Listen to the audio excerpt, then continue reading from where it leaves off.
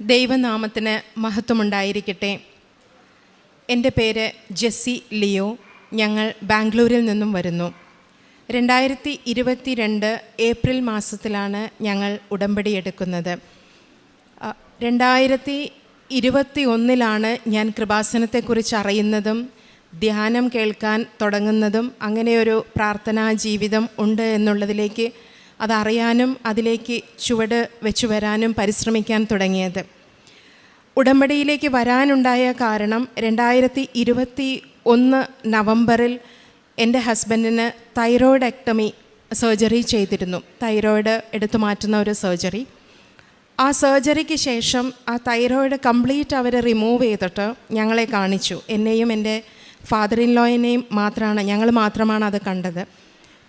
അപ്പോൾ അതിൻ്റെ സിറ്റുവേഷൻ വെച്ചിട്ട് ഡോക്ടർ അവരുടെ മെഡിക്കൽ ലാംഗ്വേജിൽ വളരെ വ്യക്തമായി അവർ പറഞ്ഞു, ഇതിന് ഫർദർ ട്രീറ്റ്മെൻറ്റ് ആവശ്യമുണ്ട്. ഇപ്പം ഞങ്ങളിത് ബയോപ്സിക്ക് അയക്കുകയാണ്. അപ്പം നിങ്ങളതിന് റെഡിയായിട്ടിരിക്കണം. ബയോപ്സി റിസൾട്ട് വന്നു കഴിയുമ്പോൾ അതിന് തുടർന്നുള്ള ട്രീറ്റ്മെൻറ്റ് നിങ്ങൾ തുടങ്ങാൻ റെഡിയാകണം. അപ്പോൾ അതിൽ ഫാമിലിയിൽ ബാക്കിയുള്ള അറേഞ്ച്മെൻറ്റ്സൊക്കെ ചെയ്തോളൂ എന്ന്. സർജറി കഴിഞ്ഞ് ഞങ്ങൾ ഹോസ്പിറ്റലിൽ നിന്ന് ഡിസ്ചാർജ് ആകുമ്പോൾ പോസ്റ്റ് ഡിസ്ചാർജ് ഒരു കൗൺസിലിംഗ് പോലെ 2 വ്യക്തികൾ വന്നിട്ടും ഞങ്ങളോട് ഈ റിസൾട്ട് വന്നു കഴിഞ്ഞാൽ അത് ക്യാൻസർ ആവാനാണ് സാധ്യത, അപ്പോൾ അതിന് എന്തൊക്കെ ചെയ്യണം എന്നുള്ള എല്ലാ സ്റ്റെപ്സും ഒരു വലിയ തയ്യാറെടുപ്പ് നൽകുന്ന പോലെ എന്ത് ഭക്ഷണം കൊടുക്കണം, എത്ര ദിവസം നിങ്ങൾ ഹോസ്പിറ്റലിൽ വീണ്ടും വരണം, എന്തൊക്കെ കാര്യങ്ങൾ ചെയ്യണം, എത്ര ദിവസം മക്കളിൽ നിന്നും കുറച്ച് ഡിസ്റ്റൻസ് കീപ്പ് ചെയ്യണം, ഇങ്ങനെ ഞങ്ങളെ എഡ്യൂക്കേറ്റ് ചെയ്തുകൊണ്ടിരുന്നു. ഇങ്ങനെ എഡ്യൂക്കേറ്റ് ചെയ്യുമ്പോഴും എനിക്ക് ഉള്ളിൽ അങ്ങനെ സംഭവിക്കാതിരിക്കട്ടെ എന്നുള്ള ഒരു പ്രാർത്ഥനയും സംഭവിക്കാൻ ദൈവം അനുവദിക്കില്ല എന്നുള്ളൊരു വിശ്വാസവും എൻ്റെ ഉള്ളിലുണ്ടായിരുന്നു. എന്നിരുന്നാലും ഈ അഡ്വൈസ് എല്ലാം കേട്ട് ഞങ്ങൾ ഡിസ്ചാർജായി വീട്ടിലേക്ക് പോകുന്നു. അതിനുശേഷം ബഹുമാനപ്പെട്ട ജോസഫ് അച്ഛൻ്റെ ധ്യാനം, എൻ്റെ ഓർമ്മ ശരിയാണെങ്കിൽ November 16, 2021 ആ ധ്യാനത്തിലാണ്.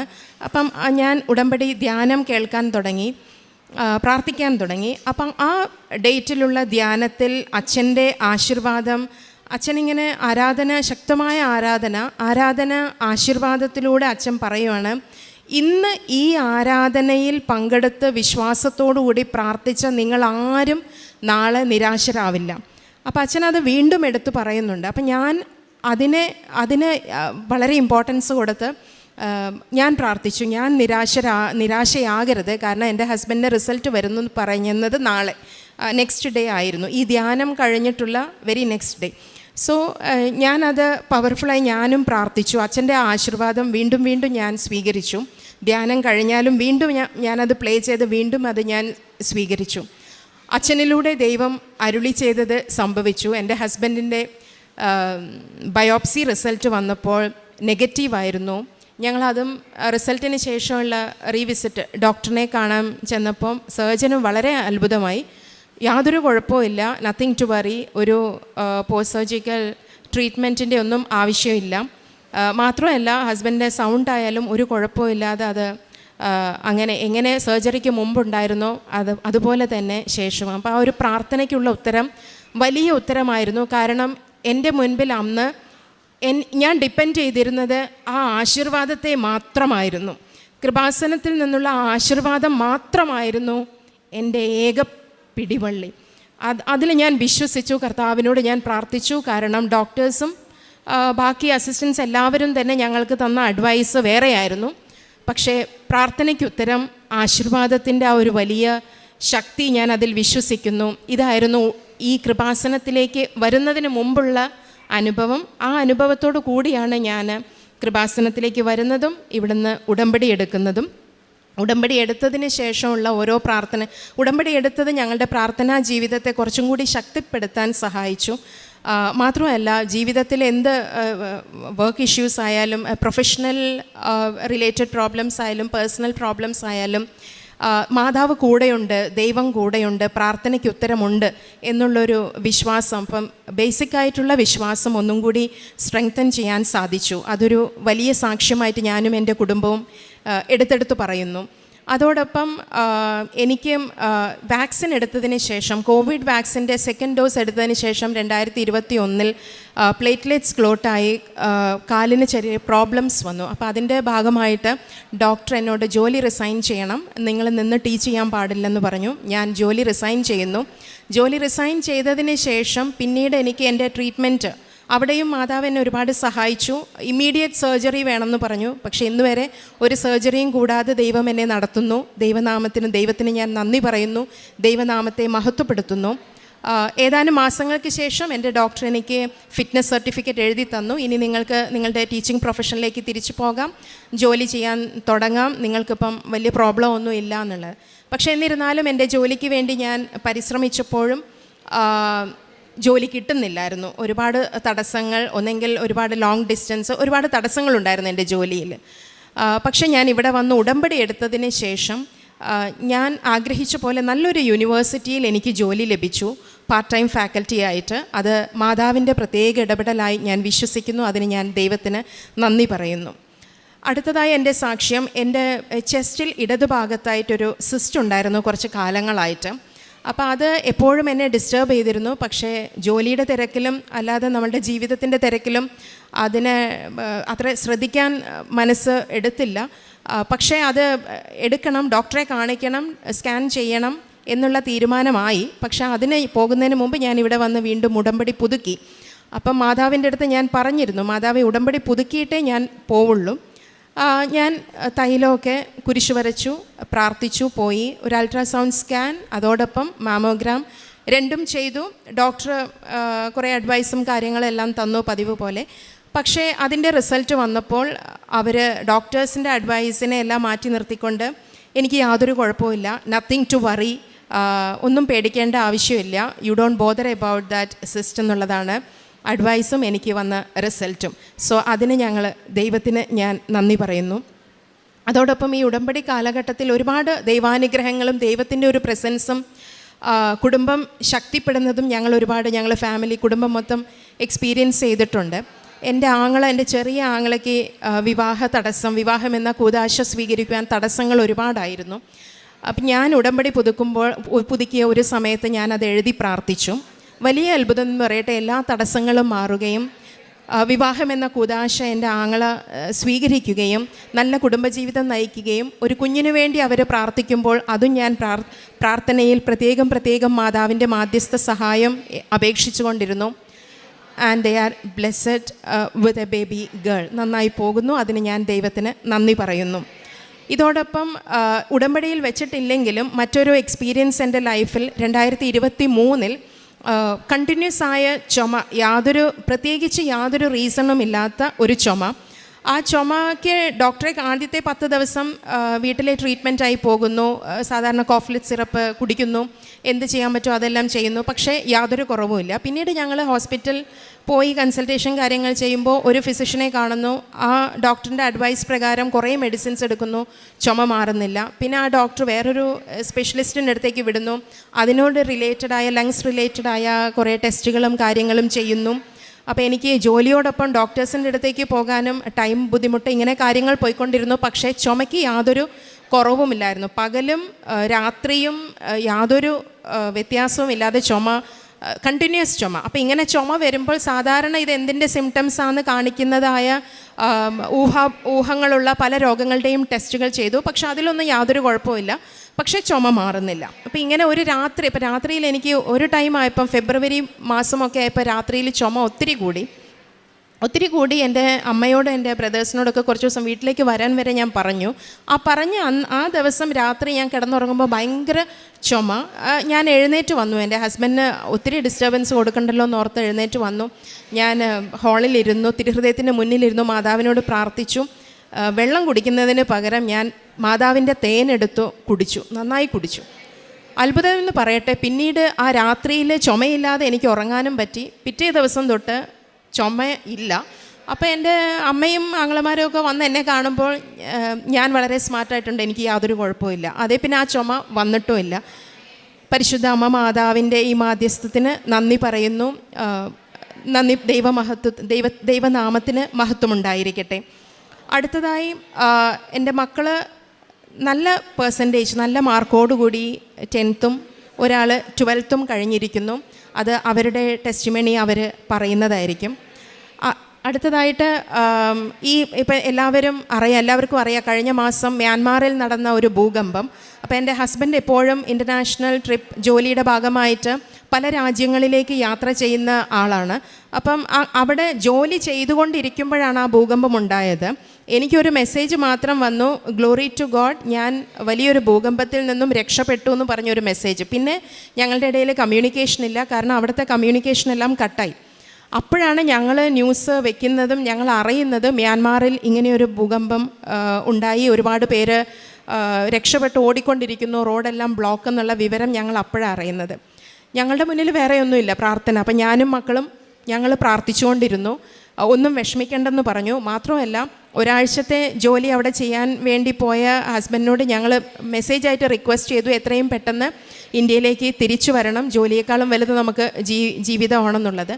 കോർപ്പറേറ്റ് കമ്പനീസാണ്, പെട്ടെന്ന് പെർമിഷൻ ലഭിക്കാൻ വളരെ ബുദ്ധിമുട്ടാണ്. എന്നിരുന്നാലും പെർമിഷൻ ലഭിക്കുകയും എൻ്റെ ഭർത്താവിന് യാതൊരു പോറലും ഏൽക്കാതെ സർവശക്തനായ ദൈവം വീടെത്തിക്കുകയും ചെയ്തു. അതിന് ഞാൻ ദൈവത്തിന് നന്ദി പറയുന്നു. ഞാൻ എൻ്റെ ഹസ്ബൻഡിന് കൊടുക്കുന്നു. അതിൻ്റെ കൂടുതൽ ഡീറ്റെയിൽസ് ടെസ്റ്റിമണി എൻ്റെ ഹസ്ബൻഡ് പറയുന്നതായിരിക്കും. As my wife rightly pointed out, it was a nightmare for me in Myanmar. It was 28th of March 2025 when actually I was working in a hospital. I'm working for a pharmaceutical company, a wellness company. So we were working as usual, and that was the time where the earthquake was struck very badly, and it was 7.7 in the Richter scale, the magnitude. It was so bad, and it has claimed close to 6,000 lives, and I have survived even without a small wound. All the airports were closed because of the damaged airstrip. I was unable to travel back to India. We live in Bangalore. So again, there is only one connecting flight that is coming via Bangkok to Bangalore. Luckily, with the grace of God, with the mercy of Mother Mary, with the intercession of Mother Mary, I got a flight which I could able to travel back safely.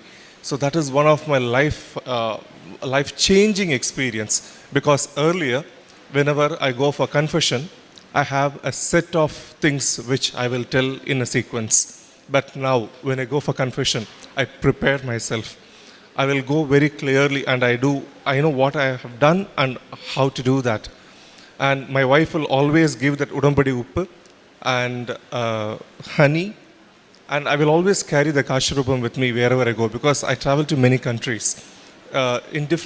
It is not always a good vibe, even though it is a very good hotel rooms, but the vibes are not that good.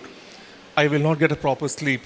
So as my wife told that, I always sprinkle the udambadi uppu on the bed, and then I'll go to sleep, and from thereafter I started getting a peaceful sleep. This is one.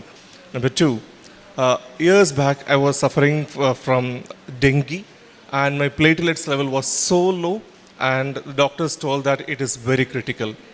And from there I prayed to Mother Mary that if I could come back to this life, I will give my platelets, that is blood donation platelets, to those who are in need, who are affected with dengue, which I am started doing it. And I'm also a part of Saint Vincent de Paul Society from St. Thomas Church, Jalahalli.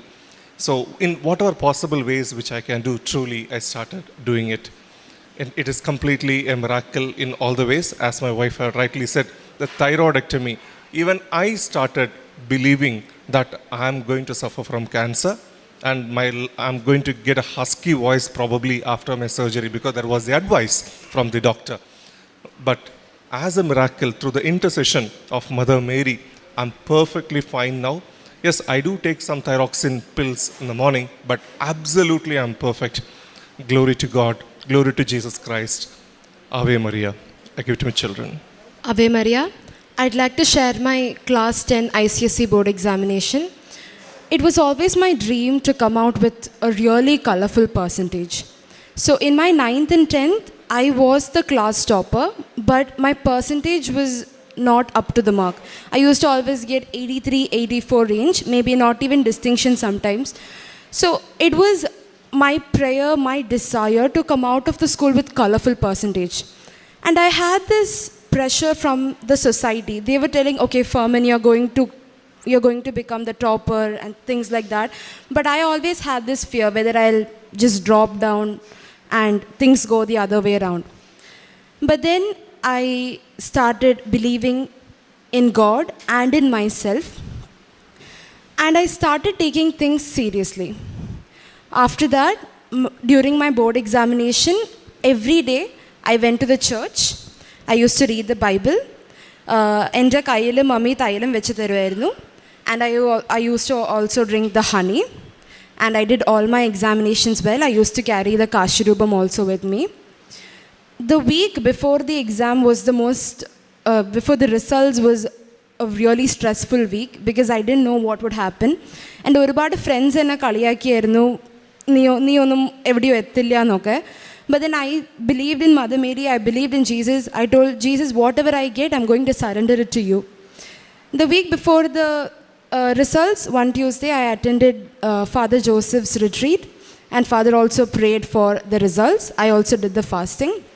And finally, the results came, not by merit, but by grace. I became the school topper with 98.6 in ICSE. Thank you so much, Jesus. After this, when I got into my 11th grade, I kind of somewhere lost my focus. I got distracted by my responsibilities and stuffs like that. So even though I was the school topper in 10th, I was not able to do well in my 11th. അതുകൊണ്ട് തന്നെ I had to face a lot from the society. അപ്പോൾ എനിക്ക് വീണ്ടും ആഗ്രഹം ഉണ്ടായിരുന്നു 12th എനിക്ക് എങ്ങനെയെങ്കിലും നല്ലൊരു പെർസെൻറ്റേജ് എനിക്ക് കിട്ടണമെന്ന്. പക്ഷെ it was really difficult because എനിക്ക് ആ ടച്ച് പോയിൻ്റായിരുന്നു. എവിടെയൊക്കെയോ I lose the focus and there was I took statistics. So എനിക്ക് മാത്സ് അത്ര വരാത്തതല്ല. I don't like math as such. So എനിക്ക് ഓൾവേസ് സ്റ്റാറ്റിസ്റ്റിക്സിനോട് ഒരു പേടിയുണ്ടായിരുന്നു, എനിക്ക് എങ്ങനെയാണ് സ്റ്റാറ്റിസ്റ്റിക്സ് നല്ല മാർക്ക് കിട്ടാൻ. പക്ഷേ mummy told do hard work will bring results. And every time before statistics, I used to pray to Mother Mary, read the Bible, and then do my work. As a miracle, I got out in my 12th board examination statistics. Glory to God. Thank you, Mother Mary. ഒരായിരം നന്ദി ഈശോ. എൻ്റെ പേര് Andrew. ഞാൻ എൻ്റെ 10th റിസൾട്ടിനെ കുറിച്ച് ഒരു test മണി പറയാനാണ്. ഞാൻ എൻ്റെ 10th വന്നിട്ട് ഒട്ടും നല്ലോണം ചെയ്തിട്ടുണ്ടായിരുന്നില്ല. I scored only 70% in my term, and it was only 73% in my last pre-board. അപ്പോൾ ടീച്ചേഴ്സ് എല്ലാവരും പറഞ്ഞു പ്രീ-ബോർഡ് കഴിഞ്ഞാൽ മാക്സ് ടു മാക്സ് 10% കൂടുതലുള്ള വേറെ ഒന്നും കിട്ടില്ല. ബട്ട് എനിക്ക് ആഗ്രഹം ഉണ്ടായിരുന്നു ഒരു 90% 95% മേലെ എടുക്കണമെന്ന്. So I started working hard, but ഒട്ടും എനിക്ക് കിട്ടുന്നില്ല PYQs സാമ്പിൾ പേപ്പേഴ്സ് ഒന്നും. അപ്പം ഞാൻ പ്രാർത്ഥനയിൽ ഒരുപാട് സ്ട്രോങ് ആവാൻ തുടങ്ങി. ഞാൻ കുർബാനയ്ക്ക് പോകാൻ തുടങ്ങി, കുമ്പസാരം ആഴ്ചയിലും. അതേപോലെ തന്നെ ബൈബിൾ വായന മുടക്കാതെ ഞാൻ ചെയ്യും. പിന്നെ മമ്മി ഉടമ്പടി പ്രാർത്ഥന ചെയ്യുമ്പോൾ ഞാൻ രാവിലെ അതിൽ അറ്റൻഡ് ചെയ്യുമായിരുന്നു. ചില സമയമൊക്കെ 11 മണി വരെയൊക്കെ പഠിച്ചിട്ടായിരിക്കും 5 മണിക്കൊക്കെ എണീറ്റ് പറയാം. It was very stressful, but still I kept going. And എക്സാംസൊക്കെ എനിക്ക് ശരിക്കും പറഞ്ഞാൽ അത്ര ഒരു കൺവിൻസിങ് ആയിട്ടില്ലായിരുന്നില്ല. ഞാൻ ശരിക്കും വിചാരിച്ചു I will get only 85%. But when results came, all glory to God, I got 95.4%. So this is my testimony. Thank you, Jesus. Thank you, Mama. So as a family, we are very, very happy. We rejoice in Lord. As Father says, it's not by merit, but by grace. Ave Maria. Thanks be to God.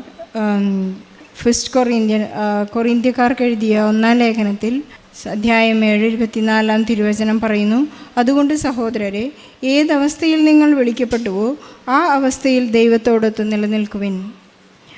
ഈ കുടുംബത്തിൻ്റെ വലിയ ഒരു അനുഗ്രഹപേമാരിയുടെ ഒരു ചൊരിയലായിരുന്നു നമ്മളിപ്പോൾ ഇത്ര സമയം കേട്ടുകൊണ്ടിരുന്നത്. കുടുംബം മുഴുവൻ അൾത്താരയിൽ വന്ന് എല്ലാവരും ഒത്തൊരുമിച്ചൊരു എല്ലാവരും സാക്ഷികളായ ഒരു അനുഭവം വളരെ മനോഹരമാണ്. കുടുംബത്തോടൊപ്പം സാക്ഷ്യം പറയാൻ സാധിക്കുക എന്നത് തന്നെ. പ്രത്യേകിച്ചും ഹസ്ബൻഡ് ലിയോ മ്യാൻമാറിലുണ്ടായ ഭൂകമ്പത്തിൽ നിന്നും വളരെ മിറാക്കുലസ്ലി രക്ഷപ്പെട്ടു. അദ്ദേഹത്തിന് തിരിച്ച് നാട്ടിലേക്ക് വരുവാനും കുടുംബത്തോടൊന്നിച്ചു ചേരുവാനും സാധിച്ചുവെന്ന് അദ്ദേഹം ഇവിടെ സാക്ഷ്യപ്പെടുത്തുകയുണ്ടായി. പരിശുദ്ധ അമ്മയുടെ പ്രത്യേകം മധ്യസ്ഥവും കരുതലും അദ്ദേഹത്തിനുണ്ടായിരുന്നു. ജെസ്സി എല്ലാ കാര്യങ്ങളിലും പരിശുദ്ധ അമ്മയെ തൻ്റെ കുടുംബത്തെ കയ്യിലേൽപ്പിച്ചിരുന്നു. ജെസ്സിക്ക് ചുമയുണ്ടായപ്പോൾ, കണ്ടിന്യൂസ് ചുമയുണ്ടായപ്പോൾ പരിശുദ്ധ അമ്മയുടെ തൈലം, ഉപ്പും തേനും ഉപയോഗിച്ച് ആ സുഖത്തെ സമ്പൂർണ്ണമായി മാറ്റിയെടുക്കുന്നതിന് ജെസ്സിക്ക് സാധിച്ചു. അതുപോലെ മക്കളെ നന്നായി വളർത്തുന്നതിനും അവർക്കുള്ള കോൺഫിഡൻസ് വർദ്ധിപ്പിക്കുന്നതിനും പരീക്ഷാ സമയത്ത് അവരെ വളരെയധികം പ്രാർത്ഥനാ രൂപത്തിൽ പ്രാർത്ഥനയിൽ വളർത്തുന്നതിനൊക്കെ അവർക്ക് സാധിച്ചു. മകൾ പറയുകയുണ്ടായി, എനിക്ക് വളരെ കുറച്ച് മാർക്ക് മാത്രമേ ഉണ്ടായിരുന്നുള്ളൂ. 10th 82% റേഞ്ച് ഉണ്ടായിരുന്ന മകൾ കവർ ചെയ്തത് 98% എത്രയധികമായി പരിശുദ്ധ അമ്മ ഈശോയുടെ മാധ്യസ്ഥം വഹിച്ച മകൾക്ക് മാർക്ക് നൽകി. അതുപോലെ തന്നെ മകനും വളരെ 70% റേഞ്ച് ഉണ്ടായിരുന്ന മകന് 95% മാർക്ക് നൽകി. ഈ കുടുംബത്തിന് ദൈവം വളരെയധികം അനുഗ്രഹങ്ങൾ ചൊരിഞ്ഞിരിക്കുകയാണ്. അതുപോലെ തന്നെ ലിയോയുടെ ബയോപ്സി റിസൾട്ട് നെഗറ്റീവായത് വളരെ ഒരു വലിയ അത്ഭുതമാണ്. അതുപോലെ തന്നെ ജെസ്സിക്ക് ഒരു പാർട്ട് ടൈം ജോലി വേണമെന്ന് ആഗ്രഹിച്ചു. പരിശുദ്ധ അമ്മ അത് ക്രമീകരിച്ചു കൊടുത്തു. ഒരു കുടുംബത്തെ മുഴുവൻ പരിശുദ്ധ അമ്മ ടേക്ക് കെയർ ചെയ്യുന്ന വലിയൊരു അനുഭവ സാക്ഷ്യമാണ്. ഉടമ്പടിയിലൂടെ ജീവിക്കുമ്പോൾ നമുക്കൊന്നും ഭയപ്പെടാനില്ല. ഏതൊക്കെ ത്രെട്ട് നമുക്കുണ്ടായാലും പരിശുദ്ധ അമ്മ അത് ക്രമീകരിക്കുകയും ക്രമപ്പെടുത്തുകയും ജീവിത വഴികളിലേക്ക് നമ്മളെ റൈറ്റ് പാത്തിലേക്ക് നമ്മളെ കൊണ്ടുപോവുകയും ചെയ്യുന്ന കുറച്ച് വിശ്വാസത്തോടു കൂടിയാണ് ഈ കുടുംബം മുന്നോട്ട് പോകുന്നത്. ഈ കുടുംബത്തിന് വേണ്ടി നമുക്ക് പ്രാർത്ഥിക്കുകയും തുടർന്ന് അവരുടെ ഉടമ്പടിയിൽ നിലനിൽക്കാനുള്ള എല്ലാ കൃപയ്ക്കും വേണ്ടി നമ്മൾ പ്രാർത്ഥിക്കുകയും അതുപോലെ തന്നെ അവർക്ക് വേണ്ടി അവരെല്ലാ അനുഗ്രഹങ്ങളും നൽകി ധാരാളമായി മുന്നോട്ട് പോകട്ടെ എന്ന് പ്രാർത്ഥിച്ചുകൊണ്ട് പരിശുദ്ധ അമ്മയ്ക്കും ഈശോയ്ക്കും ഈ സാക്ഷ്യം സമർപ്പിച്ചുകൊണ്ട് നമുക്കൊരു വലിയ കയ്യടി നൽകി ഈ സാക്ഷ്യം സമർപ്പിക്കാം.